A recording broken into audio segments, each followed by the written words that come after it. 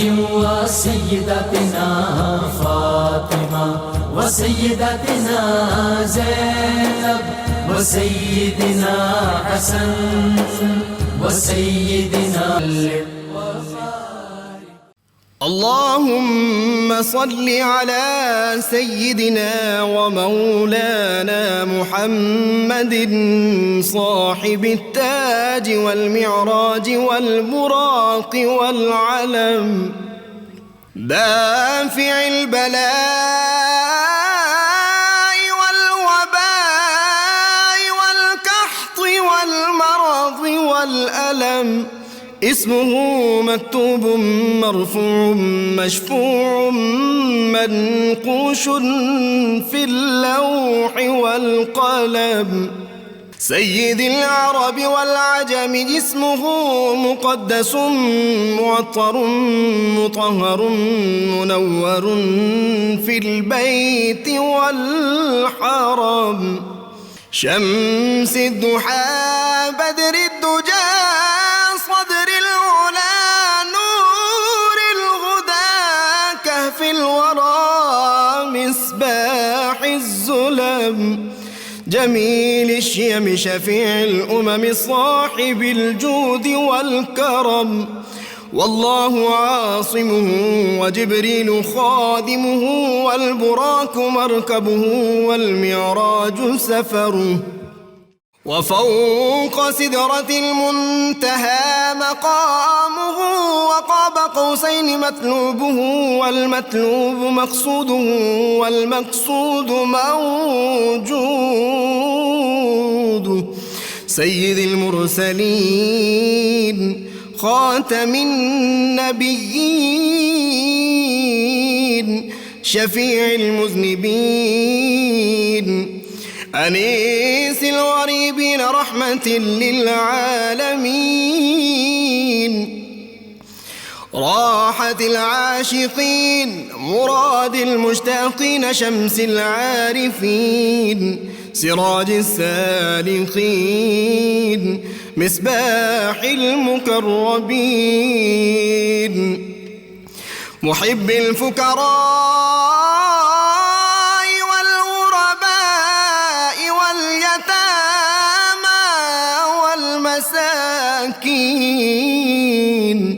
سيد الثقلين نبي الحرمين إمام القبلتين وسيلتنا في الدارين صاحب قاب قوسين محبوب رب المشرقين ورب المغربين جد الحسن والحسين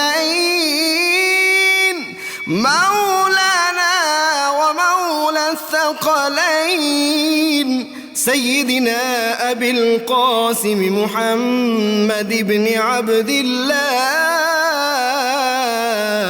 نور من نور الله يا أيها المشتاقون بنور جماله بلغ العلا بكماله كشف الدجى بجماله حصنت جميع خصاله صلوا عليه وآله وأصحابه وسلموا تسليما اللهم صل على سيدنا ومولانا محمد وعلى بسم اللہ الرحمن الرحیم۔ السلام علیکم ناظرین، پروگرام صبح نور کے ساتھ آپ کا میزبان نذیر احمد غازی حاضر ہے۔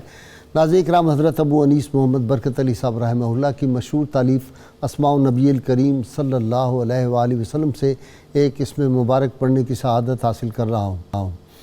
سیدنا صاحب المعراج صلی اللہ علیہ وآلہ وسلم ہمارے سردار معراج پر تشریف لے جانے والے، درود و سلام بھیجے اللہ آپ صلی اللہ علیہ وسلم، آپ کی آل پاک اور آپ کے صحابہ کرام پر۔ حضرت مالک بن ساسا رضی اللہ تعالیٰ عنہ سے روایت کہ حضور نبی کریم صلی اللہ علیہ وآلہ وسلم نے ارشاد فرمایا، معراج کی شب میں حتیم کعبہ کے پاس نیند اور بیداری کی درمیانی کیفیت میں تھا کہ جب میرے پاس ایک فرشتہ آیا، اس نے شک صدر کیا پھر میرے دل کو نکال کر آب زمزم سے غسل دیا اور دوبارہ اندر رکھ دیا۔ پھر ایک سواری لائی گئی جو خچر سے چھوٹی اور دراز گوشت سے بڑی تھی، اس کا رنگ سفید تھا، اسے براق کہا جاتا ہے۔ پس مجھے اس پر سوار کرایا گیا۔ جب محبوب کل جہاں صلی اللہ علیہ وآلہ وسلم براق پر تشریف فرما ہو چکے تو براق اس سعادت عظمیٰ پر وجد میں آ کر جھومنے لگا کہ آج اسے سیاح لامکان کی سواری کا لازوال اعزاز حاصل ہو رہا ہے۔ اس پر جبریل امین علیہ السلام نے اس سے فرمایا، ٹھہر جا، اللہ کی عزت کی قسم، تجھ پر جو ہستی سوار ہوئی ہے ایسا سوار تجھ پر آج تک نہیں بیٹھا۔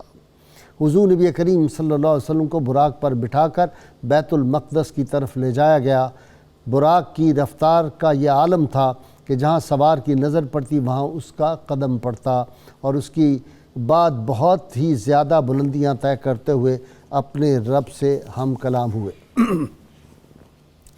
ناظرین کرام، حدیث پاک کے مطابق انبیاء کا ذکر عبادت ہے اور اولیاء کا گناہوں کا کفارہ ہوتا ہے۔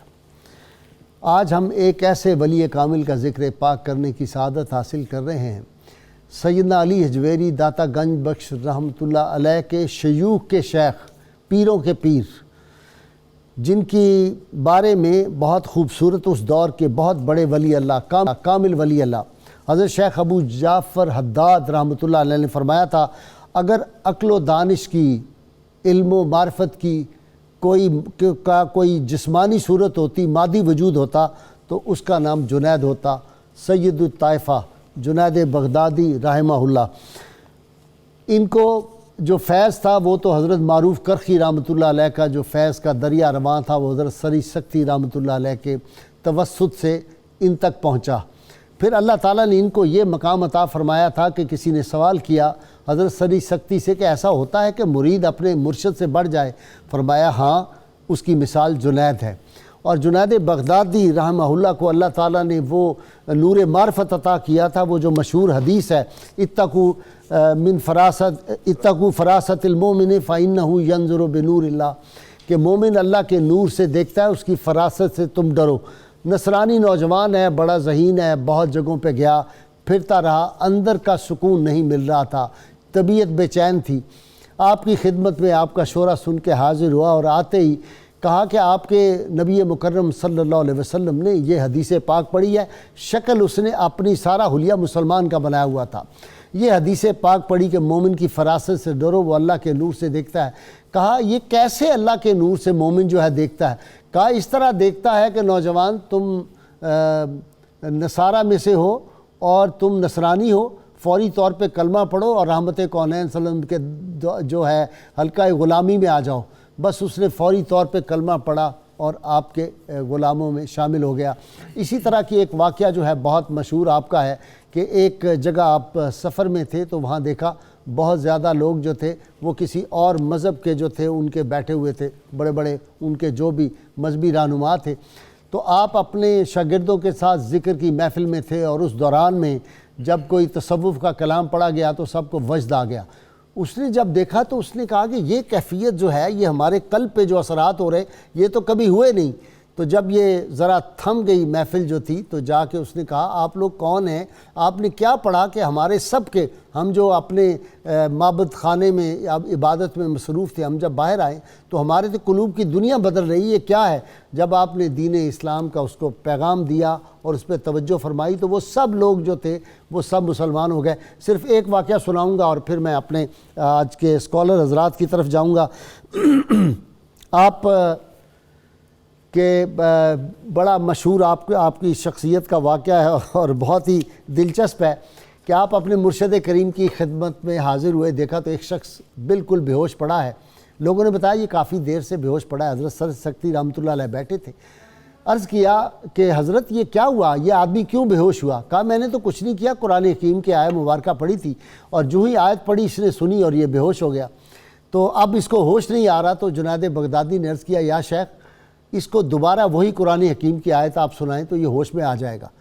انہوں نے کہا اچھا، دوبارہ قرآن حکیم کی آیت مبارکہ پڑھی، وہ شخص جو تھا وہ اٹھ کے بیٹھ گیا۔ تو سیدنا سری سکتی رحمۃ اللہ نے پوچھا بیٹا یہ کیسے ہوا؟ اسی آیت سے بے ہوش ہوا، اسی سے ہوش میں آیا؟ کہا کہ سیدنا یعقوب علیہ السلام جو تھے ان کے بیٹے جب انہوں نے سیدنا یوسف علیہ السلام کو جا کے کنویں میں پھینک دیا تو ان کا کرتا لے کے آئے تھے، بھیڑ کا خون لگایا ہوا تھا اور کہا کہ ہمارے بھائی کو بھیڑیا کھا گیا، تو آپ نے وہ کرتا مبارک جو تھا وہ پکڑا ہوا تھا اور اس کو لے کے آنکھوں سے لگاتے اور روتے رہتے تھے، حتیٰ کہ ان کی بینائی جو تھی وہ تقریباً ختم ہو گئی تھی۔ اور پھر جب یوسف علیہ السلام کو اللہ تعالیٰ نے وہ شاہی عطا کی مصر کی، اور جب وہ بادشاہ بن گئے اور اپنے بھائیوں کو پھر دوبارہ جب پوچھا باپ کے بارے میں تو انہوں نے کہا ان کی بینائی جاتی رہی، تو انہوں نے اپنا کرتا مبارک دیا تھا، وہ آنکھوں سے لگایا تو ان کو آنکھیں جو تھی واپس آ گئی، تو کہا یہ وہی جبہ وہی کرتا اسی شخص کا جو تھا اس سے ہوش آ گئی، اس سے میں نے استدلال کیا کہ دوبارہ پڑھنی چاہیے۔ یہ وہ ہستی تھی جن کو رحمت کونین صلی اللہ علیہ وسلم نے خود آ کے ارشاد فرمایا کہ جنید تم واز کرو لوگوں میں، یہ واز نہیں کرتے تھے۔ اور صبح ہوئی تو دروازے پہ دستک ہوئی صبح کی نماز کے بعد، دیکھا تو جناب سری سکتی ان کے مرشد کریم تھے، ان کی خدمت میں عرض کی حضرت کیسے آنا ہوا؟ کہا کہ میں تو تمہیں کہتا تھا کہ واز شروع کرو، تمہیں ابدال بھی کہتے تھے، لوگ بھی کہتے تھے، تو تم واز نہیں شروع کرتے، اب تو بارگاہ محبوب خدا صلی اللہ علیہ وسلم سے حکم ہو چکا نا، تو حیران ہو گئے کہ حضور صلی اللہ علیہ وسلم نے مجھے حکم فرمایا تھا، تو میرے مرشد کریم کو اس کا علم ہو گیا۔ یہ اتنی بڑی بزرگ شخصیت تھے، اتنے بڑے ولی اللہ تھے، ان کا زہد، ان کا تقوی، ان کی عظمتیں، ان کی کرامتیں۔ اور میں ایک بات کہوں کہ ساری زندگی یہ جو جبہ بعض مشائخ پہنتے ہیں، ساری زندگی جبہ نہیں پہنا، اتنی سادگی تھی، خشک روٹی کے ٹکڑے لے کے کھا لیتے تھے۔ ان کی بے شمار کرامات ہیں، میں سمجھتا ہوں کہ والیوم ایک بن جاتا ہے جتنی کرامات میں نے آپ کی مختلف کتابوں میں پڑھی ہیں۔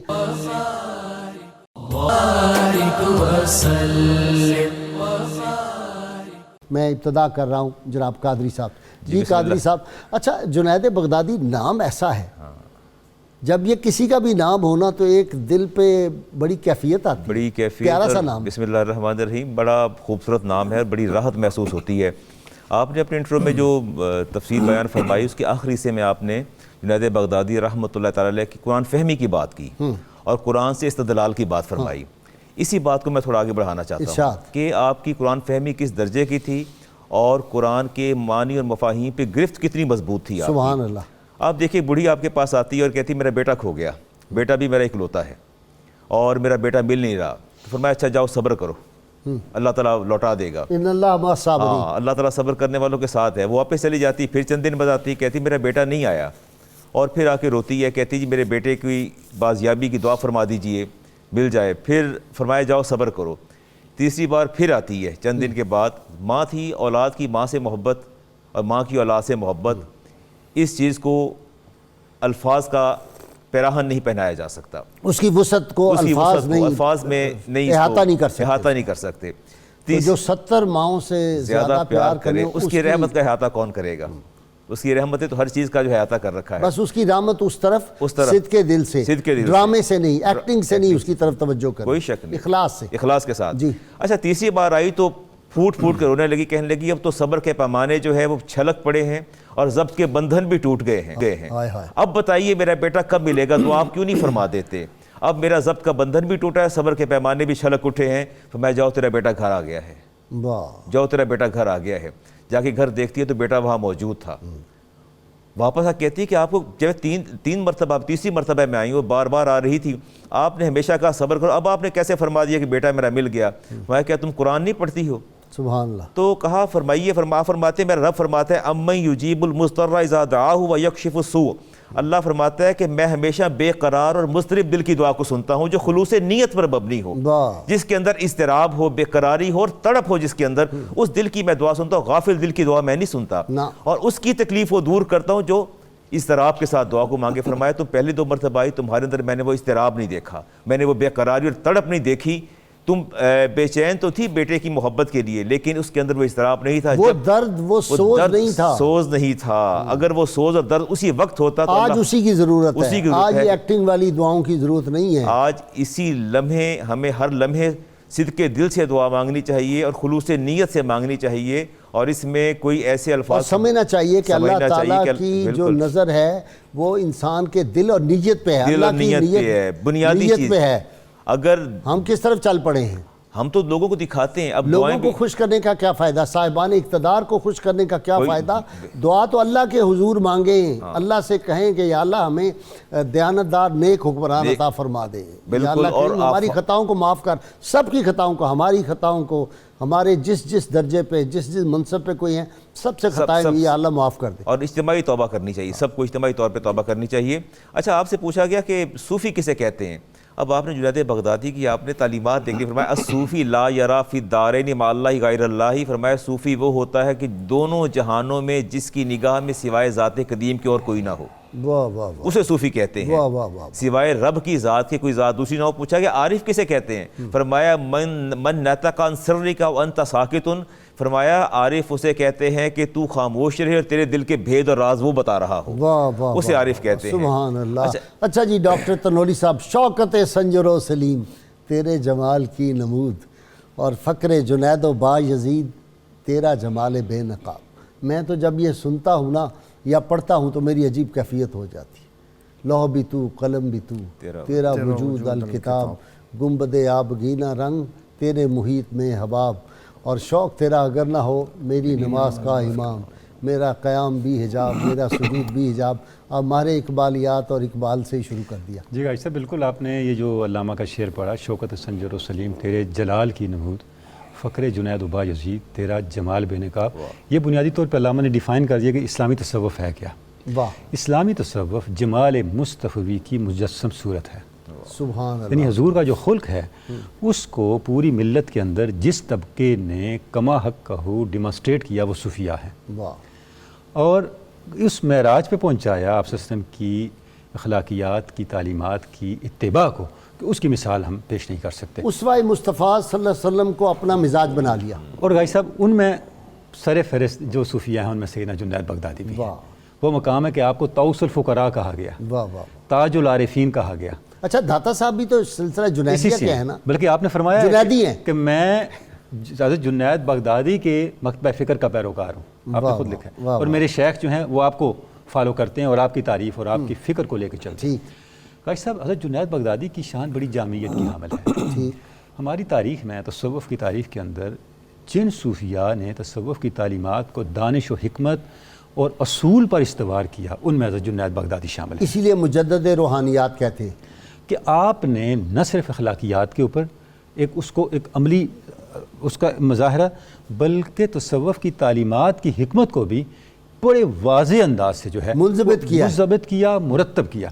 بھائی صاحب, آپ کی اخلاقیات کا یہ عالم آپ دیکھیں, آپ کے گھر ایک چور آ گیا اور آپ کا پیراہن مبارک چرا کے لے گیا. اگلے دن آپ بازار گئے تو وہ اس کے فروخت کر رہا تھا, اور خریدار اس سے یہ پوچھ رہا تھا کوئی گواہ لے کے آؤ جو یہ بتایا کہ یہ تمہاری ملکیت ہے. آپ وہاں تشریف لے کے فرماتا ہے میں گواہی دیتا ہوں یہ اسی کی ملکیت, آپ اس سے خریدو. یعنی آپ تصور کریں کہ اخلاقیات کا کیا معیار ہے. یعنی کہ اس سطح پہ اخلاقیات کو پہنچایا جنید بغدادی نے کہ یعنی ہم تصور نہیں کر سکتے. 7 سال کی عمر میں آپ اپنے ماموں جان کے ساتھ حج کے لیے تشریف لے گئے تو حرم پاک کے اندر مشائخ بیٹھے شکر پر گفتگو کر رہے تھے, اور ہوتے ہوتے آپ حضرت سری سکتی نے فرمایا بیٹا آپ بھی کچھ کہو. آپ نے فرمایا شکر یہ ہے کہ انسان اللہ کی عطا کردہ نعمتوں کو معصیت میں استعمال نہ کرے, اور اپنی اطاعت کو اللہ کی نعمتوں کے ساتھ مشروط نہ کرے. مشائخ جو ڈسکس کر رہے تھے انہوں نے کہا اس پہ کچھ اضافہ نہیں ہو سکتا. یعنی اتنی تھوڑی عمر میں اللہ رب العزت نے غازی صاحب آپ کو وہ بصیرت عطا کی. اب ڈاکٹر تنوری دیتا ہے بادہ ظرف قدا خار دیکھ کر. دیکھیں نا, حضرت سری سکتی نے جا کے کہا دکان پہ بیٹھا, انہوں نے کہا یہ بچہ اس لیے نہیں پیدا ہوا, یہ کسی اور کام کے لیے پیدا ہوا. ان کا حضرت محمد ان کے والد کا نام تھا. انہوں نے کہا نہیں یہ کسی اور کام کے لیے. انہوں نے کہا جی کون سے کام کے لیے, ہم دکاندار ہیں, دکاندار کا بیٹا دکاندار ہوگا. انہوں نے کہا نہیں یہ مجھے دو, میں تمہیں بتاتا ہوں یہ کہاں کا نگینہ کہاں رکھنا ہے. اب غازی صاحب پھر یہ ہوا کہ اسی دکان میں آپ روزانہ 400 رکعت نفل ادا کرتے, اور حتیٰ کہ پھر دکان چھوڑ دی اور حضرت سری سکتی کی خانقاہ میں پہنچے اور فرماتے ہیں میں نے 30 سال تک اپنے دل پہ پہرا دیا کہ میرے دل میں ذات حق کے علاوہ کوئی اور نہ آئے. عشاء کے وضو سے صبح کی نماز, اور اس سے مشکل غازی صاحب یہ ہے کہ آپ اپنے قلب پہ اتنا پہرا دیں کہ آپ کے دل میں ذات حق کے علاوہ کوئی اور خیال نہ گزرے. تو یہ جو معراج ہے, یہ جو انتہا ہے, کوئی شخص آپ کے پاس آیا اور کہنے لگا حضرت بڑا عجیب زمانہ آ گیا, کافر رجال ہے. فرمایا کیسے؟ کہنے لگا حضرت کوئی دینی بھائی نہیں ملتا. فرمایا بھائی اگر تمہاری یہ مراد ہے کہ کوئی ایسا دینی بھائی ہو جو تیری مدد کرے پھر تو کوئی نہیں ملتا، لیکن اگر تو ایسے دینی بھائی کو تلاش کر جسے تیری مدد کی ضرورت ہے تجھے بہت ملیں گے. واہ واہ واہ. اچھا جی مفتی صاحب ایک قول ہے آپ کا جس کو پڑھ کے میں تو کانپ جاتا ہوں. فرمایا کہ مسلمان قبروں میں چلے گئے اور علم کتابوں میں رہ گیا. اگر اس دور میں ان کا سٹینڈرڈ معیار کیا تھا تو اب کیا ہے تو ہم فارغ ہیں. بسم اللہ والصلاۃ والسلام علی رسول اللہ. قبلہ غازی صاحب بہت خوش نصیب ہوتے ہیں وہ لوگ جب وہ پیدا ہوتے ہیں تو ان کو اٹھانے والے اولیاء اللہ ہوتے ہیں. واہ. حضرت جنید بغدادی بھی رحمۃ اللہ علیہ بھی انہی ہستیوں میں سے ہیں. جب آپ پیدا ہوئے تو آپ کو آپ کے ماموں جان حضرت سر سقطی رحمۃ اللہ علیہ جو اس دور کے ولی کامل تھے انہوں نے اٹھایا اور انہوں نے اپنی تربیت میں رکھا، جس کا نتیجہ یہ ہوا کہ 7 سال کی عمر میں آپ نے قرآن مجید حفظ کیا اور قرآن مجید کے علوم و معارف سے بہت گہری نگاہ کے ساتھ آپ وابستہ تھے. اس کی ایک مثال اس طرح ملتی ہے کہ آپ سے کچھ صوفیاء نے پوچھا کہ آپ یہ بتائیں کہ نجات کیا ہے. آپ نے فرمایا نجات کسی شے میں نہیں ہے مگر سچ بولنے میں نجات. تو کہا اس کی قرآن مجید سے کوئی آپ دلیل دے سکتے ہیں؟ تو آپ نے فرمایا کعب بن مالک، ہلال بن امیہ اور مرارہ بن ربی غزوہ تبوک میں نہ گئے لیکن آقا کریم صلی اللہ تعالیٰ علیہ وسلم کی بارگاہ میں سچ بولا جس کی وجہ سے اللہ تعالیٰ نے نجات عطا فرمائی. اور پھر سب سے بڑی عظمت کی بات یہ تھی کہ آپ نے اپنی جوانی کو عبادت میں گزارا. سبحان اللہ. آج یہ بڑا عام کیا جا رہا ہے کہ آپ فرض پڑھ لیں اس کے علاوہ کسی شے کی ضرورت نہیں ہے، جبکہ امام بخاری رحمۃ اللہ علیہ نے عقیدہ بتایا وما یتقرب الی عبدی بالنوافل کہ قرب رب کائنات اسی وقت ملے گا جب نوافل کی کثرت ہوگی. سبحان. اور جب بندہ نوافل کی کثرت کر لیتا ہے پھر اس کی دعائیں قبول ہوتی ہیں اور یہ نہیں کہ کرنی پڑتی ہیں. رب کائنات جل مجدہ الکریم خود یہ انعام عطا فرماتا ہے وَلَئِن سَأَلَنِي لَأُعْطِيَنَّهُ اے میرے بندے تو نوافل کی کثرت کر کے میری بارگاہ میں آ گیا، اب جو تو مانگے گا میں تجھے دیتا چلا جاؤں. عطار ہو، رومی ہو، رازی ہو، غزالی ہو، کچھ ہاتھ نہیں آتا بیاہ سحرگاہی. وہ آہ سحرگاہی تو اٹھنا پڑے گا، اٹھنا پڑے گا اس کے بغیر. اور اب تو بہت ہی زیادہ ضرورت ہو گئی ہے. آج ہم جس بیماری کے دور سے اور تکلیف کے دور سے گزر رہے ہیں اس میں ہمیں اجتماعی توبہ کی اور نبی صلی اللہ علیہ وسلم کی ختم نبوت کی حفاظت کی بڑی سخت ضرورت ہے. اور جنہوں نے اس کے اوپر غداری کی ان کو پہرا دینے کی ضرورت ہے اور توبہ و استغفار کرنے کی ضرورت ہے اور صدق کے دل کے ساتھ. ناموس رسالت پہ جو کوتاہیاں ہوئی ہیں اس پہ ساری دنیا توبہ کرے. بالکل. یہ نہیں کہ مسلمان، ساری دنیا توبہ کرے. حضور صلی اللہ علیہ وسلم کی جو اہانت کرنے کی کوششیں کی گئیں، ناموس رسالت پہ حملے ہوئے، اس پہ پوری دنیا.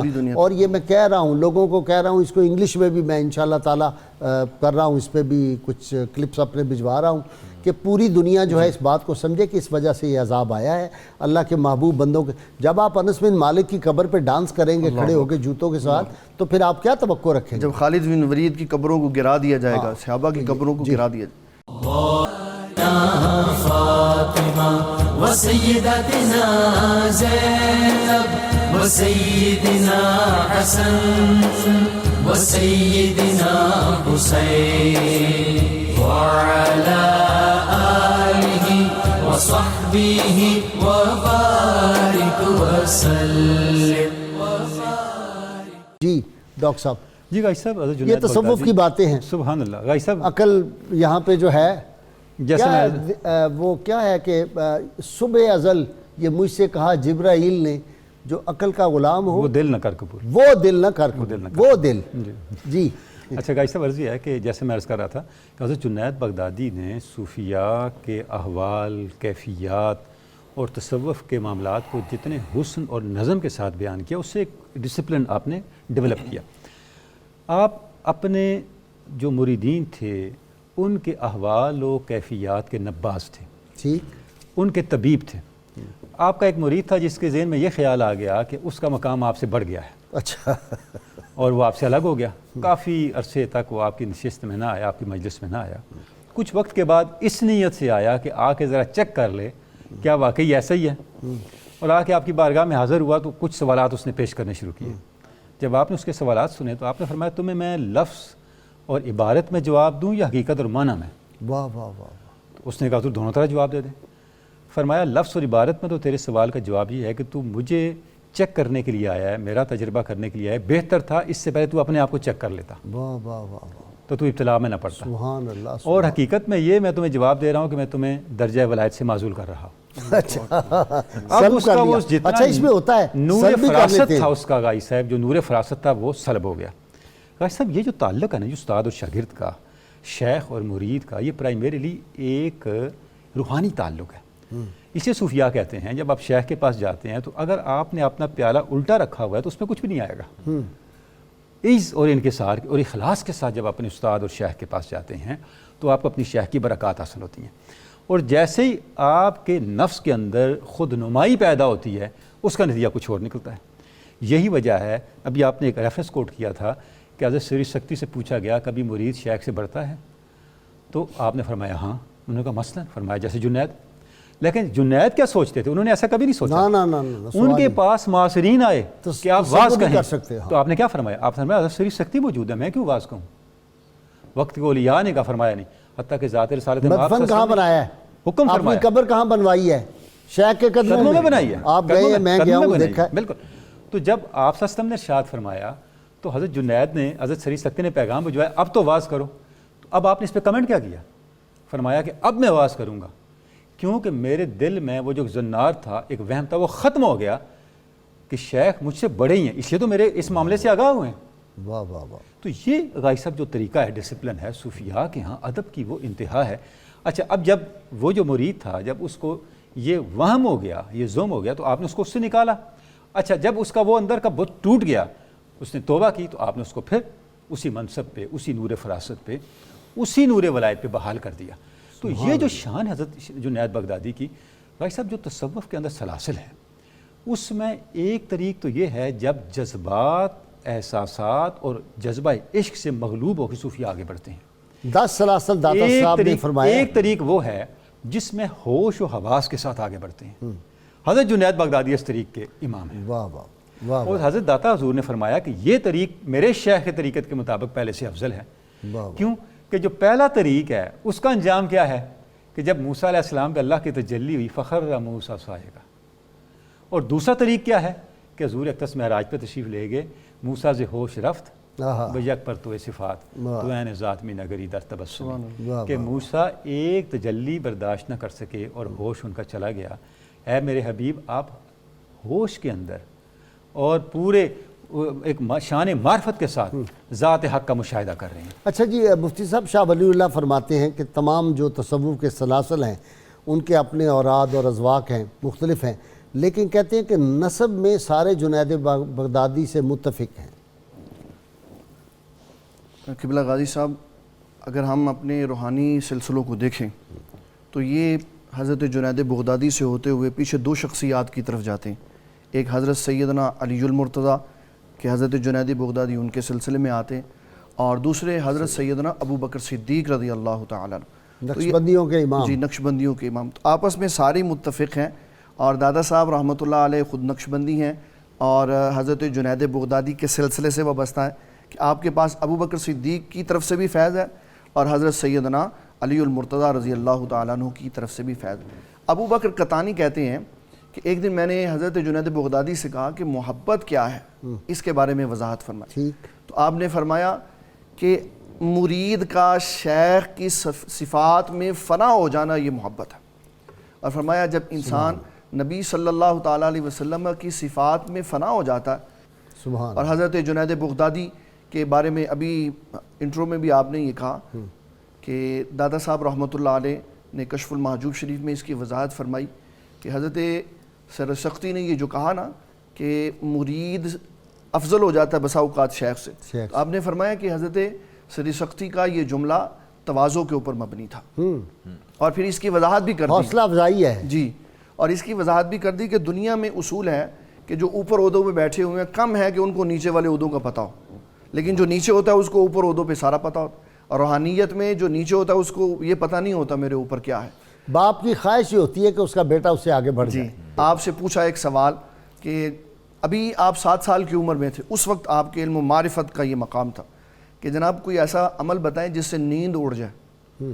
آپ کے شیخ بھی بیٹھے ہوئے تھے، تو آپ نے اپنے سارے حلقہ احباب سے پوچھا بھی آپ بتائیں، تو کسی نے کہا کم کھانا کھائیں تو نیند اڑ جائے گی، کسی نے کہا روزہ رکھ لیں تو نیند اڑ جائے گی۔ آپ نے فرمایا ایک تصور دل میں باندھ لے کہ ہم جو کام کر رہے ہیں اللہ ہمیں دیکھ رہا ہے، تو نیند خود بخود اڑ جائے گی۔ واہ، یہ اچھا نیند جی، ہو رہا ایک دن آپ 4 درہم لے کے تو اپنے شیخ کی خدمت میں گئے، تو آپ نے حضرت سری سکتی نے کہا کہ جنید میں تمہیں اخروی فلاح کی بشارت دیتا ہوں۔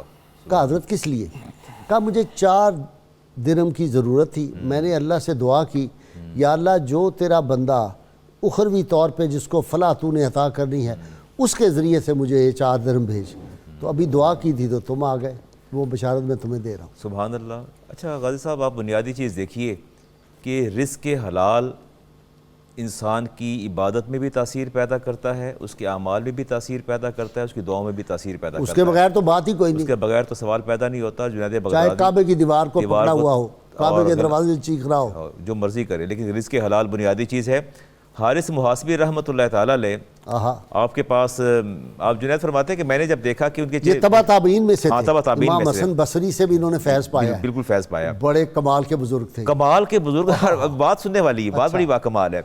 جنید بغدادی فرماتے ہیں کہ میں نے کچھ بھوک کے آثار دیکھے، میں نے دعوت دی تشریف لائیے، تو گھر میں کھانے کچھ نہیں تھا، شادی کا کھانا ساتھ والے گھر سے آیا، میں نے آپ کو پیش کیا، آپ نے نوالا منہ میں ڈالا، چباتے رہے، گھماتے رہے، بالآخر اٹھ کے چل پڑے اور دہلیز پہ جا کے اس کو نیچے ڈال دیا اور تشریف لے گئے۔ فرماتے ہیں میں بہت پریشان ہوا کہ یہ آپ نے کیا کیا۔ میں نے اگلے دن جا کے عرض کیا کہ یہ آپ نے نوالے کو منہ میں گھما کے کھایا نہیں نگلا نہیں آپ نے۔ تو آپ نے فرمایا کہ بات یہ ہے کہ میرے اور رب کے مابین جو تقرب ہے اس کی ایک علامت یہ ہے کہ اللہ تبارک و تعالیٰ کوئی مشتبہ خوراک کا نوالا مجھے نگلنے کی توفیق ہی نہیں دیتا۔ ایسے شادی کے کھانوں سے بچنا ہی چاہیے، کیونکہ جن حالات میں وہ بن رہے ہوتے ہیں نا ٹینٹ کے پیچھے، اور جس طرح وہ پلیٹیں صاف ہو رہی ہیں آج کل، تو بالکل ہی بچنا چاہیے، بالکل بچنا چاہیے۔ اچھا، آپ فرماتے ہیں کہ میں نے عرض کیا کہ آج آپ میرے گھر تشریف لے آئیے، تو اس دن جب آپ تشریف لاتے ہیں، حارث محاسبی تشریف لاتے ہیں، تو آپ نے انہیں سوکھا ہوا ٹکڑا روٹی کا دیا جو گھر میں موجود تھا، آپ نے بڑی رغبت کے ساتھ کھایا، بڑی محبت سے کھایا اور بہت خوش ہوئے، دعا بھی دی، فرمایا اللہ والوں کو ایسا ہی کھانا پیش کیا کرو۔ اب آپ یہاں بنیادی چیز دیکھیے، میں اب تنقید نہیں کر رہا، کرٹیسزم کی طرف نہیں میں جا رہا، میں بات ہی کرتا ہوں کہ اہل اللہ کی پہچان ہی ہے کہ وہ سادہ خوراک کھاتے ہیں، اور جس کے سامنے دسترخوان پہ کھانے سجے ہوں اسے اپنا محاسبہ کرنا چاہیے، اور اثر نو جو ہے اپنے ایمان کی تجدید۔ فقر جنید و باجزید۔ اولا یرون انہم یفتنون فی کل عام مرۃ او مرتین فما لهم لا یؤمنون ولا هم یذکرون لا یتوبون ولا هم یذکرون۔ یہ لوگ غور نہیں کرتے کہ ہر سال 1 یا 2 مرتبہ انہیں کسی نہ کسی آزمائش سے گزارا جاتا ہے، یہ کیوں توبہ نہیں کرتے، کیوں اصلاح احوال کی طرف نہیں آتے، کیوں اپنے آپ کو نہیں سدھارتے۔ کیا بات ہے، کتنا واضح انڈیکیشن ہے۔ ویسے بنیادی طور پہ بات یہ ہے کہ یہ جو کرنٹینہ ہے، یہ کرنٹینہ کیا ہے؟ یہ اللہ کی طرف سے اپنی ذات میں جھانکنے کا ایک اشارہ ہے کہ آپ خلوت میں بھی تھوڑا سا بیٹھیں اور ذات حق کی طرف ہی متوجہ ہوں، بھائی اپنے باطن کی طرف ہی متوجہ ہوں۔ بھائی اعتکاف کا مذاق اڑاتے ہو، موتقف ہونا پڑے گا۔ تو بھائی صاحب یہ اس طرف ہے، یہ ہے غار ہرا پہ انگلیاں اٹھاتے ہو، غار ہرا میں جانا پڑے گا۔ بھائی صاحب دیکھیں صوفیاء جو تھے، حضرت جنید، ان کی آپ احتیاط دیکھیں، جب باہر جاتے واپس آتے تو وہ لباس اتار کے رکھتے تھے کہ اس پہ دنیا کی ہوا لگ چکی ہے، اب ہم اللہ کی بارگاہ میں جا رہے ہیں تو پاکیزہ لباس پہن کے جائیں۔ تو وہ ساری چیزیں اب آپ کی پریکٹس میں آ رہی ہیں۔ اعتکاف تو ڈیوائن یہ ہے، جب اکاؤنٹیبلٹی ہو تو اس سے بچنے کا طریقہ بھی گھروں میں گھروں میں موتقف ہو جاؤ۔ موتقف۔ اب ابھی آپ نے بتایا، پوچھا کہ کیا ضرورت ہے فقر کی، تو فقر اسی چیز کا تو نام ہے کہ فقر اندر سے انسان کو بنانے کا نام ہے، یہ اندر کی ویرانیوں کو آباد کرنے کا نام ہے، یہ دنیا پر دنیا کے خالق کو ترجیح دینے کا نام ہے۔ حضرت جنید بغدادی کی خدمت میں ایک شخص آیا ہے، ذرا وہ تو سناؤ، حسین اقبال کا یعنی ایک فقر جو ہے وہ دلگیری ہے اور ایک فقر شبیری ہے۔ علامہ کہتے ہیں آپ شبیری کی طرف آؤ، عمل کی طرف آؤ۔ تو بھائی صاحب بات یہ ہے کہ جیسے میں عرض کر رہا ہوں یہ دنیا کے حوالے سے، تو ایک شخص حضرت جنید بغدادی کی خدمت میں آیا اور اس نے آپ کو 500 دینار پیش کیے، تو آپ نے فرمایا تمہارے پاس اور بھی ہیں؟ اس نے کہا جی ہیں۔ فرمایا تمہیں اور چاہیے بھی؟ کہتا ہے بالکل۔ فرمایا پھر تم یہی لے لو، میں اس کا مستحق کہاں ڈھونڈوں گا، جب تمہیں بھی ضرورت ہے، مستحق کون ہے؟ تم میرے پاس بیٹھے ہو تو تم سے زیادہ میرا وقت ضائع ہوگا، تم ہی لے جاؤ۔ تو بھائی صاحب یہ جو ہے بتانے وہم و گمان لا الہ الا اللہ، کہ جب تک آپ اس لیول پہ نہیں آتے تو پھر فطرت آپ کو لے کے آتی ہے واہ، اب فطرت انسان کو وہاں لا رہی ہے، فطرت افراد سے اغماس تو کر لیتی ہے، کبھی کرتی نہیں، کبھی ملت کے کرتی گناہوں کو نہیں، معاف۔ ملت کے گناہوں کو تو معاف۔ بھائی صاحب یہ جو حضرت صوفیاء کی تعلیمات ہیں وہ اندر سے تعمیر شروع کرتے ہیں۔ حضرت جنید بغدادی فرماتے ہیں کہ انسان کے دل میں آنے والے خیالات 4 طرح کے ہیں۔ اگر تو خیال شیطان کی طرف سے آئے تو وہ بغض و اناز اور گمراہی کی طرف لے کے جاتا ہے، اگر خیال نفس کی طرف سے آئے تو وہ انسان کو دنیا پرستی کی طرف لے کے جاتا ہے، اگر خیال ملکوتی ہو تو عبادت کی طرف سے لے کے جاتا ہے، اور اگر خیال حق کی طرف سے ہو تو طلب حق کی طرف لے کے جاتا ہے۔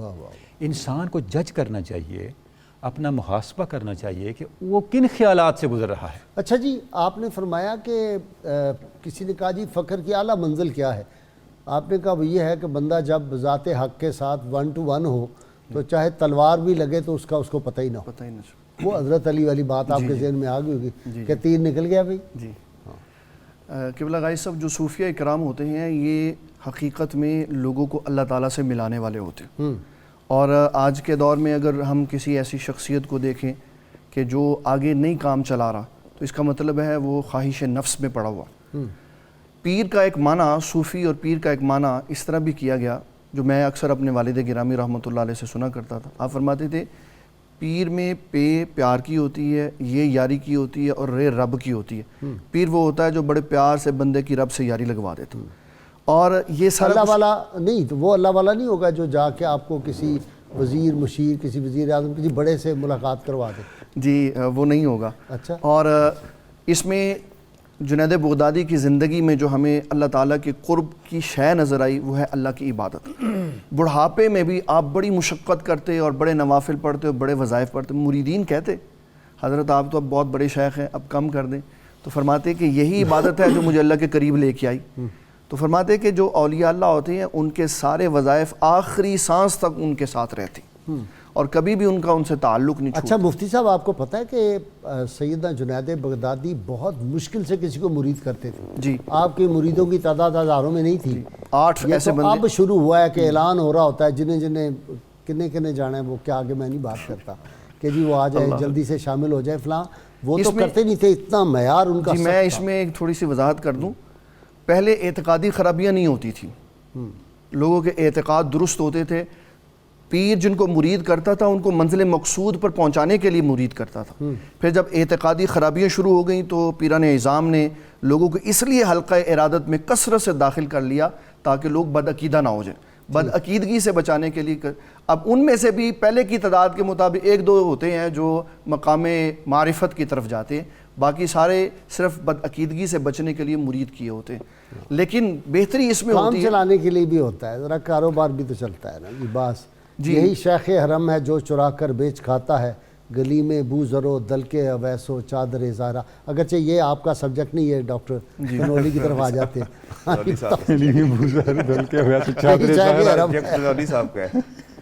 لٹیروں نے جنگل میں شمع جلا دی، مسافر یہ سمجھے کہ منزل یہی ہے۔ لباس زہد کی ظاہر فریبیوں پہ نہ جا، چڑھے ہوئے ہیں اندھیروں پہ روشنی کے غلاف۔ جی علامہ صاحب کی بات نہیں آپ پھنس گئے۔ بالکل بھائی صاحب، جو علامہ نے، چونکہ علامہ کی طرف ذکر آ گیا تو تصوف کی وہ تعلیمات جو حقیقی تصوف ہے، اکابرین کا تصوف ہے، اور اخلاص کی بحالی کا، توحید اور رسالت کی حقیقی تعلیمات کے فروغ کا تصوف ہے۔ ذرا علامہ نے اپنی شاعری میں اسی تصوف کی بات کی اور انہی اکابر صوفیاء کی تعلیمات کو شنیدہ چیز پاکان امت ترابا انداز رندانہ گفتم، یعنی علامہ یہی تو کہتے ہیں کہ میں نے جو پاک لوگوں سے جو کچھ سنا ہے وہ تمہارے سامنے رکھ دیا ہے کہ میں اس لیے آیا کہ مجھے بھی وہ سونا بنا دوں۔ وہ کیا ہے؟ آیا بوت کے، وہ شعر ہے نا علامہ کا اس طرح کہ میری طرف بھی نگاہ کیجئے، میں ولی اللہ کی بارگاہ میں جب جاتے ہیں تو وہ شعر ہے نا اس طرح کا فارسی کا، آیا بوت کے، پتہ نہیں، ہاں داتا حضور میں لکھا ہوا ہے۔ ہاں وہ سنائے نا، وہ علامہ کا تو شاید نہیں ہے، علامہ کا ہی ہے، لیکن اس میں یہی ہے کہ اس بارگاہ میں آنے کا مقصد یہ ہے کہ اس بارگاہ کا کچھ درد و سوز ہمیں بھی مل جائے، کہ ہمارا ہی جو گاس پھونس ہے نظر اس کی کیمیا، وہ لفظ ہے آنا کے، ہاں آنا کے نظر راکی میاں کو ند، ہاں بالکل آیا بوت کے از مگس را ہما کند، ہاں۔ کہ یہ وہ ہستیاں ہیں جن کے پاس اگر مگس بھی آ جائے تو وہ ہما بن جاتا ہے، کیونکہ اللہ نے ان کی نگاہوں کو وہ کیمیا نظر عطا کی ہے جو خاک کو کیمیا بنا دیتی ہے، ٹھیک، خاک کو کیمیا کے درجے پہ پہنچا دیتی ہے۔ تو غازی صاحب یہ تو طریقہ کار یہی رہا ہے صوفیاء کا کہ خود مولانا روم کا اثر اچھا ہے۔ جی علامہ علامہ صاحب آپ کی طرف آ جاتا ہوں۔ ریاکاری جو ہے وہ معرفت کے راستوں کی دشمن ہے، دونوں بالکل الگ ہیں۔ ایسے ہی ہے۔ میں ریاکاری آ گئی تو سارا ختم ہو گیا، شہید کی شہادت ختم ہو گئی، قاری کا قرآن پڑھنا ختم ہو گیا، اور وہ سخی کا سارا سخاوت کرنا ختم ہو گیا۔ میں انتہائی اختصار سے، وہ آپ کے پاس جب ایک شخص آیا، جی میں نے حج کر لیا، فرمایا حج کر لیا ہے، فرمایا اچھا یہ بتاؤ سب سے پہلے کہ جب تم نے وطن چھوڑا تھا تو کیا تم نے گناہوں کو چھوڑ دیا؟ کہا نہیں۔ تو فرمایا تم نے سفر حج تو اختیار ہی نہیں کیا، تم نے یہ حج کیسا کر لیا؟ فرمایا جب احرام باندھا تھا، اپنا لباس اتارا تھا دنیاوی لباس، تو کیا ساتھ خواہشات کو وہ لباس بھی اتار دیا تھا؟ کہا نہیں۔ فرمایا تو اس کا تم نے احرام باندھا ہی نہیں ہے۔ اور فرمایا بتاؤ جب عرفات میں گئے تھے تو مشاہد حق کی سعادت حاصل کی تھی؟ کہا نہیں۔ تو فرمایا اس کا مطلب میدان وقوف عرفات تمہارا ہوا نہیں۔ اللہ حاضر کا فرمایا جب تم نے صحیح کی تو کیا حضرت حاجرہ کا اضطراب تمہیں میسر آیا کہ نہیں آیا؟ مینا میں گئے، آرزویں ساکت ہوئی کہ نہیں ہوئی؟ قربانی کی، اپنی خواہشات کو قربان کیا یا نہ کیا؟ سب باتیں پوچھتے۔ فرمایا اچھا اس کا مطلب یہ ہوا کہ تم نے حج کیا ہی نہیں، جاؤ جا کے دوبارہ حج کرو، جس طرح میں نے کہا ایسا حج کرو کہ ریاکاری نہیں ہوگی تو مقام ابراہیم پالو گے۔ بہت شکریہ آپ تینوں مہمانوں کا۔ ناظرین کرام، کتاب الشفاء سے نسخے کا وقت ہو گیا جی۔ حصول ملازمت کا عمل ہے یہ، نماز عشاء کے بعد 2 رکعت نفل ادا کریں، 11 بار درود ابراہیمی، اور اس کے بعد 41 بار سورہ فاتحہ پڑھیں اور دعا مانگیں۔ اس طرح یہ عمل 7 دن تک مسلسل جاری رکھیں، انشاءاللہ تعالیٰ اللہ تعالیٰ مشکل حل فرما دے گا۔ سیدنا علی مرتضیٰ شیر خدا ارشاد فرماتے ہیں، لوگوں کے سامنے دعا کی التماس کرنے سے بہتر ہے کہ انسان خود ایسا بن جائے کہ لوگوں کے دلوں سے خود بخود اس کے لیے دعا نکلے۔ فاطمہ و سیدتنا زینب و سیدنا حسن و بارک وسلم